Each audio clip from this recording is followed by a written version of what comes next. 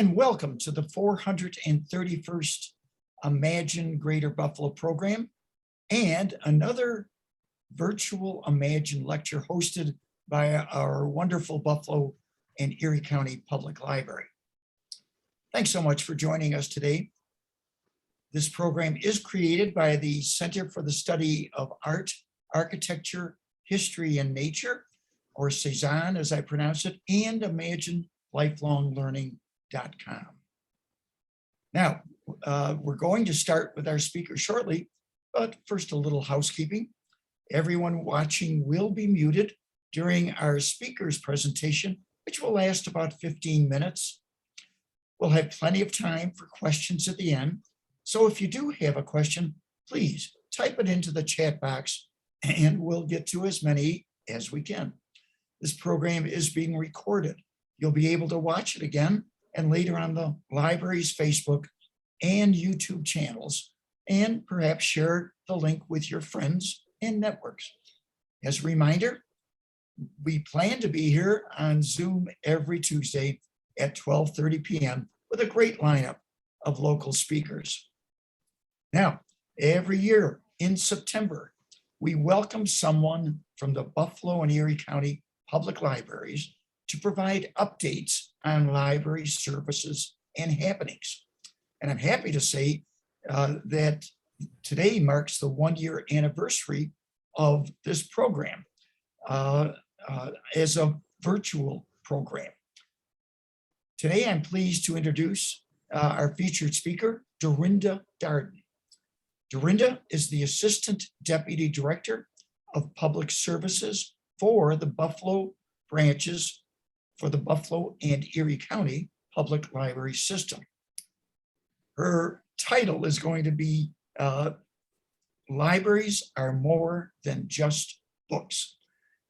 Now, Dorinda began working in the libraries in 1986 as a city summer youth worker and was hired that fall as a library page. Dorinda rose up the ranks and has held many titles, including Assistant Branch Manager for the Niagara and Northwest branches, Children's Librarian at the Downtown Central Library, and Library Director, Kenilworth and Kenmore branches in the town of Tonawanda. Dorinda received her Master's of Library Science degree from the University at Buffalo and holds an advanced certificate in public library administration from Long Island University. So let's welcome Dorinda. And Dorinda, take it away. Good afternoon, and thank you, Dennis, for dedicating today's Imagine Buffalo program to the Buffalo and Erie County Public Library System. I am happy to update the community about what's new at the library because libraries are more than just books. Dennis, on behalf of the library system, please accept my sincerest appreciation for the time, energy, and passion you put into this Imagine Buffalo, which has been going strong since June of 2009 with over 425 programs. Dennis, that's really great. That's a great accomplishment. Today, I am here to update you on the library system and will be happy to answer questions at the end. You have heard us say for several years that libraries are being used differently. We are no longer only a quiet place for research and study. Buffalo and Erie County Public Libraries, all 37, located from one end of the county to the other, are constantly adjusting our resources to meet the changing needs and demands of the community. There is no better demonstration of how we have adapted than to look back at the past year and a half. Buffalo led libraries in New York State and across the country in reopening safely, reinstating some services, and providing new services during the pandemic. That really says a lot about our organization. Local libraries reopened in June 2020, more than a year ago, following the guidance from the Centers for Disease Control and Prevention, the New York State Department of Health and the Erie County Department of Health. We are committed to the safety of patrons and staff. Mask wearing is required by all over the age of 2 in library buildings. I am happy to say that libraries are providing the residents of Erie County with over 1,600 hours of library service across the system per week, all while following the guidance of health experts. Here are just a few of the accomplishments of our libraries that we are very, very proud of. We started the library by mail service for homebound individuals. Earlier this year, 128 individuals who are unable to get to a physical library because of health or age restrictions, whether they be permanent or temporary, can have their books delivered through US mail whenever they want them. This program has grown and will continue to reach those in need. It is supported by an anonymous grant. We have increased our collection of downloadable books and music, adding nearly 30,000 titles in 2020 and over 20,000 titles so far this year. In 2020, we hit a milestone by surpassing 1 million circulations of e-materials. It looks like we are headed to surpass 1 million this year as well, since 7,000 digital materials have been downloaded so far. We expanded external Wi-Fi at multiple locations to allow for increased access during closed hours. During COVID, we noticed that people were using our free Wi-Fi outside library buildings. So they were essentially camping outside the library buildings. Our IT department visited each library to measure reach. And since that time, we have improved outdoor Wi-Fi capabilities. We created and distributed make and take craft kits for families throughout Erie County. We recently began a pilot program to loan out hotspots and Chromebooks. At the Central Library, construction on our 300-seat auditorium is complete, and we just completed an upgrade to our PA system. All of our libraries have returned to live programming while continuing some virtual activities for those who enjoy online, live, or streaming events, or for those who are just not ready to come back to the library yet. Several of our Buffalo branches were summer meals distribution sites for the Buffalo Public Schools, which is a sponsor of the United States Department of Agriculture's Summer Food Service Program. The annual teen reading competition, the Battle of the Books, was held virtually for the first time this year in August with 10 libraries competing. And I just want to say congratulations to the Lancaster Public Library, who came in both first and second place. As you may know, Library Director Mary Jean Jakubowski retired this summer after nearly 30 years working for the library. We thank her for her years of service to the library as well. A search committee has been formed, and soon the job will be posted nationally. We will keep the community informed. I am very proud of the efforts of libraries and staff. 2020 has not been a return to normal. It's been about how we can continue our efforts to adapt and improve offerings to the communities we serve in a safe and mindful way. So let me share our upcoming fall happenings. The Crane Branch Library on Elmwood in Buffalo is undergoing a multi-phase major renovation project, which is long overdue, and we thanks to have the funds for the construction grants for that. We are currently in the first phase with the installation of an ADA compliant entrance and new elevator to the second floor, plus a new heating and cooling system. The Crane Branch is currently closed and is expected to reopen this fall before the second phase begins. During its closure, the nearby Isaias Gonzalez Soto Branch Library on Niagara and Porter Street has extended its open hours. New exhibits grace the downtown Central Library, including a bright and colorful display on popular children's books from our rare collections, It's called B is for Book, Children's Stories Throughout the Ages. We invite families, school groups, scouts, and others to come to the Central Library to take a free tour. E is for Erie County. A display on the main floor celebrates the 200-year bicentennial.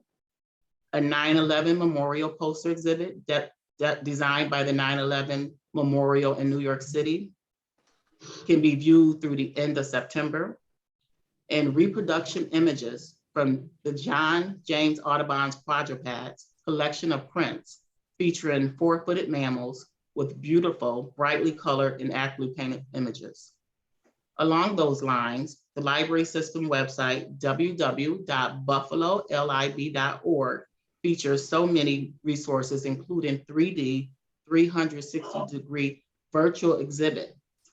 Thanks to your underwriting, Dennis, and the filming expertise of Peter Schiffmacher.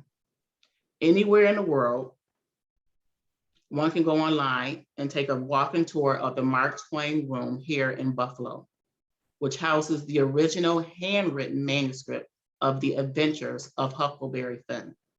I am proud to report that there are several virtual tours of past library exhibits, including Buffalo Never Fails, the Queen City in World War I, telling the story, enslavement of African people in the United States, and the Rubaiyat, a Persian poem that became a sensation in English translation.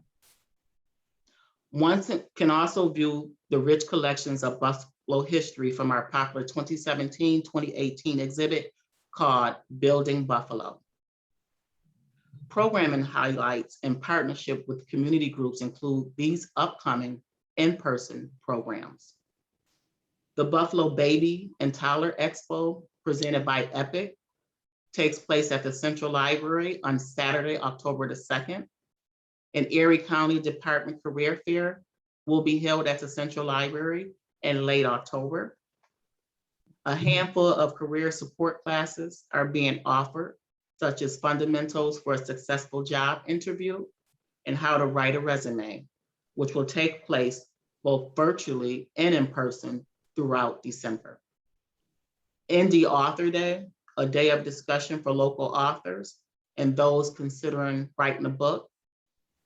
And the Central Library's huge annual book sale, coming back since 2019, will have thousands and thousands of books for sale. Many of these books were donated. Everything will be just 25 cents. What a bargain. Taking place from October 21st through the 24th. A new program targeted to Generation Z teens ages 13 to 17 will run through May, funded by the Ralph C. Wilson Foundation. It is an art and book club with interesting projects and opportunities for young people to become empowered by participating and meeting others. This is just a small sampling of programs that are planned in your Buffalo and Erie County Public Libraries. This month and next are library card sign-up months. So if you don't already have a free library card, I encourage you to visit a local library or call us at 716-858-8900 for details on how you can join over 400,000 Erie County residents who have the smartest card in their wallet. And imagine what that is, a library card. To find out more about these programs or anything library related, visit the library system website at www.buffalolib.org or call 716-858-8900. We are also on Facebook, Twitter, Instagram, YouTube, Flickr, and yes, TikTok. And we have a podcast called All Booked Up, designed to entertain and inspire you. In closing, I hope to see you at one of our 37 libraries or on the Library on Wheels bookmobile. Thank you very much for the opportunity to let me talk about the Buffalo and Erie County Public Library System. Are there any questions? Dorinda, that was great. Let's have folks This is your chance to chat with the library system that serves Buffalo and Erie County. It's a big system, and it's done, I think, a remarkable job during this entire last year and a half of COVID. Dorinda, what wasn't there some news that I heard about a new library or a name change? Let's put it that way. Yes, we had a dedication ceremony for the renaming of the Riverside Branch Library. It was renamed back in 2019, and we were going to have a celebration in 2020, and of course, the pandemic hit. So it is renamed Elaine M. Panty Branch Library. Now, Elaine Panty is a library advocate, a very avid library advocate, who is also a volunteer for the Friends of the Library at the Elaine M. Panty Branch Library. So it was a great celebration held at that library, which is located on Tonawanda Street in the city of Buffalo, for her yesterday. And a lot of elected officials, Senator Sean Ryan, also Councilman Joseph Galambic, who actually went to the Common Council, he's on the Common Council, and asked that that name, the library, be changed to in honor of Elaine Panty, because she has done so much over the decades, really. She's also a trustee of the Buffalo and Erie County Public Library. She's been a trustee since 1988. And again, she leads that Friends group for that library. And she advocates not just for that library, but for all the libraries in Buffalo and Erie County. So we really, it was a great honor, and it's well deserved to have that library be renamed after her. Very nice, very nice. Joy, any questions from our audience? I have a couple of things. Someone passed along a nice message, quoting now, "I'm absolutely loving library by mail. I've just had my 3rd delivery. It's absolutely perfect." So Dorinda, do you want to maybe talk a little bit more about what the library by mail program is? Yes, as I stated in my presentation, it is a homebound service for those that do not have access to a physical library. It's a great program. Samantha Popora, who's in charge of mobile services, and her team really came up with that idea and applied for a grant with Joy's team's assistance. And we did get the grant. It's an anonymous grant, and we're getting additional funding as well because it became very popular in 2020. As you know, some people still are not even comfortable coming back to libraries. So we just are grateful that we're able to offer people services in addition to the traditional services that we offer. And they can get up to 3 items at one time, not just books, but audio books. We also have some CD players, because a lot of them don't have CD players at home, that we loan out to them as well. And you know, it's just really popular. As we said, we have 128 so far that are receiving that services, and we are looking to expand that as well. So someone asked about e-library cards, just downloading information, and wonder how that works. Yeah, so you can go on the library's website, www.buffalolib.org, and click on Get a Library Card. And you can actually apply for a library card online. And that library card can be used, one, to check out, to use our electronic resources, and also to use the resources within a library as well. So all you have to do is go on and you can apply online for that e-library card, the digital card. Okay. Someone had asked, and this question came in earlier, it didn't come in during this show. They have a family, but they're not fully comfortable coming back in the library, but they always enjoyed attending library programs. So what are some of the other opportunities to still utilize library services without physically coming in the library? So if you don't want to physically come, you're not comfortable physically coming back into the library right now, we offer a lot of virtual programs. Again, you can go to the library's website, www.buffalolib.org, and click on what's happening, and it will show you the different programs that we have available. And each library has their own Facebook pages. So you can go to their Facebook pages just by clicking on library locations and see what programs they have available virtually as well. And also we do still offer curbside service. So if you don't want to come into the library, you can call the library and they can, staff can get your material and bring it out to you.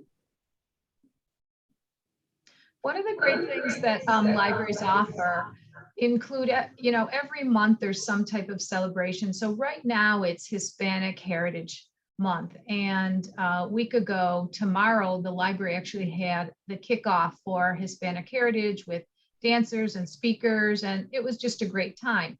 So something happening tomorrow beginning at our Isaias Gonzalez Soto Branch Library is the launch of the Hispanic doll exhibit. And I know Dorinda's going to be there, and you want to talk a little bit about that, Dorinda? Yes, so as Joyce said, the Hispanic doll exhibit celebrating Hispanic heritage through fashion dolls will launch at the Isaias Gonzalez Soto Branch Library tomorrow at 5:30 p.m. So it will be on exhibit until November the 29th. And these dolls were brought from Lisa Jacobs Watson, who's a doll collector. And we also had the African American doll exhibit both at the Central Library and at the Leroy R. Coles Library, and it was really popular. So it made sense to, ask her if she could have these dolls for Hispanic heritage as well. So these dolls represent the Hispanic community. They're Barbie dolls, and it's great to have Barbie dolls reflect the diverse community, that it serves. So we're very grateful that it's a very nice exhibit, and we encourage everybody to visit the exhibit during the library open hours. And then it looks like the final question that I have has to do with genealogy. How do you go about looking up family history? And does the library offer any programs on genealogy? Yes, so we do have our special collections department here at the Central Library. We have very knowledgeable staff that can help you look up your genealogy. We have databases as well on the library's website. If you want to find out more information, again, you can go to the library's website at www.buffalolib.org, or you can call 716-858-8900. And we do have some programs virtually on genealogy as well. Good. Thank you, Dorinda, by the way, for your kind remarks about the Imagine program, and especially alluding to the exhibits that the library has created over the years. And suddenly, with new technology, you can make them come alive on an ongoing basis. And the Mark Twain Room, for instance, it's a 3D virtual reality exhibit. Everybody can click on it and spend time in the Mark Twain Room from their homes, if you wish. And so many of them are pertinent to various grades of education. Folks had a great exhibit covering slavery. And typically the exhibit comes down and all that work disappears, maybe a few photos, but now you can really see it as it was originally. And I would think every educator that's covering that subject, it would be a great resource. How do you get the word out to the various schools in the area, well beyond Buffalo Public Schools, frankly, even beyond Erie County, that this resource is available to them, to everyone? How do you do that? Yeah, so we have many community partnerships, and we are always looking to add to our community partnerships. And you mentioned the Buffalo Public Schools. So when that enslavement exhibit, when we were planning that, we involved the Buffalo Public Schools in that. And we were planning to have field trips, and of course, COVID hit. But the teachers were aware of the resources that were available for that exhibit. And not just Buffalo Public Schools, we let all the schools know. We have relationships with Erie One BOCES, so we keep the school systems informed of programs and services that we have available that would benefit students of all ages. How was that, how this past summer you were trying to gain traction with the outdoor component of the library? How do you think that worked out? And I went by it the other day and every bench had folks sitting, enjoying the sunshine and being part of the library, even though they're outside. I know you had performances, interaction. How did that work out? It worked out pretty well. We had a lot of programs here at the Central Library on the ramp and in the reading part. And we still continue, like the health and wellness will be until the weather doesn't allow us to do it. We will have the health and wellness programs there. A lot of the community partners, Erie County, Department of Social Services, and all of them participate as well. And a lot of other organizations participate with the programs. Outdoor is great for those, again, not really wanting to come into a public setting. So they're a great opportunity, and not just at the Central Library. Libraries that have outdoor spaces have been offering outdoor programs as well. Some years back, I recall hearing some statistic that positioned us as having a good deal more libraries than many other communities around the country. Availability, neighborhood libraries, that sort of thing. Do we still rank well in national averages for our library system? Is it well regarded, do you think, beyond our borders? Absolutely, absolutely. We know that by our website numbers of people visiting, not just within New York State, but throughout the country, using our online resources. So yes, we're very well regarded, and we have a nice library system that represents all of Erie County. And either yourself or Joy, I think what most people don't, you were a blending of archive library and the public library, and you put them together years ago. But you've got the resources because of that most public libraries, I doubt, would have. Maybe the History Museum might have some good things, but you really are a form of a history museum when it comes to resources. Is that a correct way of putting it? The Grosvenor Room, which many people may remember as a separate library, now lives here and has for decades at the Downtown Central Library. And the Grosvenor Room really has the Buffalo history. It has all of our unique and rare collections. And when we do an exhibit, like the Erie County exhibit, or B is for Book, or World War I, the majority of the artifacts and books and information in those exhibits comes right from our collections that we own. And those exhibits, which are also well regarded, are written by our librarians from the Grosvenor Room. So that's very unique, and it's wonderful that we have it right here at the Downtown Central Library. I'm going to plug, I know we have just 1 or 2 more minutes, but this weekend there's a program called Doors Open Buffalo. And it's not our program, but we're a partner in it.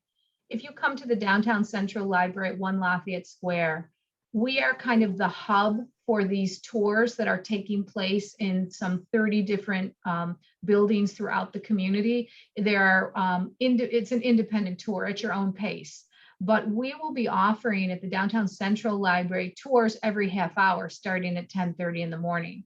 And Doors Open Buffalo, which I have heard a little bit about through news media, it runs again this Saturday, and it's from 10 to 4. So stop by the Downtown Central Library. I'm going to just say something for Dorinda. We are now open 7 days a week. We are open Sunday through, and our Sunday hours that just started the week after Labor Day. We're here from 12 to 5. So if you're busy during the week and you're looking for a time that you want to spend some time in the library and take advantage of our Launchpad Makerspace, or look up your family history, or see one of our 3 different exhibits, 4 actually right now with the 9/11, that are open, free to the public. You know, a weekend is a terrific time to come. Monday through Thursday, we're open in 8 in the morning till 7 at night. Friday and Saturday, 9 to 5, and Sundays, as I said, from 12 to 5. So everyone's welcome to the library, whether or not you have a library card. We want you to have a library card. They're free. But if you don't have one, stop by anyway and take advantage of our programs and many of our services. But you cannot borrow the books if you don't have a library card. So we encourage you to get a library card. as you Thank said, you, George. one of the most important cards you'll have in your possession. Absolutely. Just curious, one last angle. You used to have a restaurant type of service. Do you ever see that coming back, or is it just not practical within the library system? A lot of people liked it, as I'm sure you've heard from others. So I would say right now it's not practical. We have vending machines at the Central Library, but we always continue to explore bringing, some type of restaurant in the library. Oh, that's good. It's a possibility then. And again, this COVID period will end and we'll get back to normal, but you've done a great job of getting us back to normal, even throughout the COVID period. And just by adding Sunday hours, that sort of thing. Wi-Fi capabilities for many, maybe that was the only internet access they had. If they came by their branch library and could do some work from there.